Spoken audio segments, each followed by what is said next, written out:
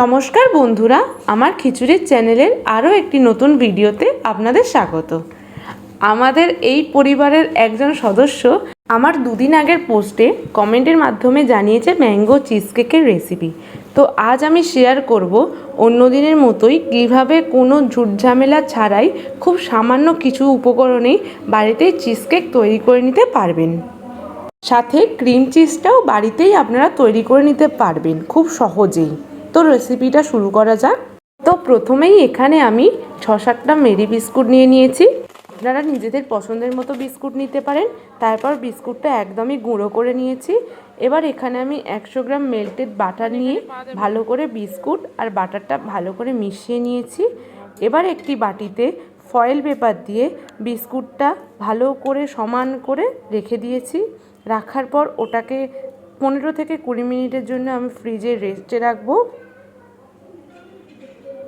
এবার একটি পাত্রে আমি এখানে ফুল ফ্যাট 1 লিটার দুধ নিয়ে নিয়েছি। তারপর দুধটা ফুটে গেলেই লেবুর রস দিয়ে আমি ছানা কাটিয়ে নিয়েছি। ভালো করে এখানে ছানাটা কেটে গেলে আপনারা ভিনিগার দিয়েও কাটাতে পারেন। তারপরে একটি সাদা কাপড়ের সাহায্যে ছানাটাকে ভালো করে জল ঝরিয়ে রেখে দেব। উপর থেকে শক্ত কিছু ভারী জিনিস চাপিয়ে দেবেন যাতে জলটা একেবারে ঝরে যায়। 2-3 ঘন্টা পরে আমার এখানে ছানার জল একদম ঝরে গেছে, দেখুন একদম সুন্দর হয়ে গিয়েছে। এবার একটি মিক্সিং জারে ওই ছানাটা সাথে 1 চামচ ফ্রেশ ক্রিম ও 3 চামচ চিনি দিয়ে ভালো করে ব্লেন্ড করে নেব। এখানে আমার ক্রিমওয়ালা চিজ একদম রেডি হয়ে গেছে। এবার ওই বিস্কুটের গুঁড়োটার ওপর চিজটা ভালো করে দিয়ে সমান করে 8 থেকে 9 ঘন্টা ফ্রিজে সেট হতে দেব।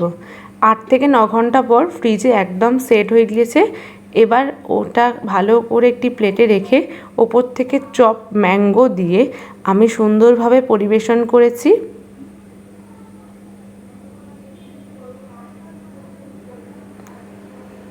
আমার কাছে কোকো পাউডার না থাকায় ওপর থেকে একটু কফি ছড়িয়ে দিয়েছি যাতে একটু সুন্দর দেখতে হয়। কেমন লাগলো ও কেমন হয়েছে বাড়িতে ট্রাই করে আমাকে অবশ্যই জানাবেন। কোনো ঝুটঝামেলা ছাড়াই এই রকম ইউনিক রেসিপি নেওয়ার জন্য অবশ্যই আমার চ্যানেলে সাবস্ক্রাইব করবেন। ভালো লাগলে লাইক, কমেন্ট, শেয়ার করবেন। অবশ্যই পাশে থাকবেন। টাটা।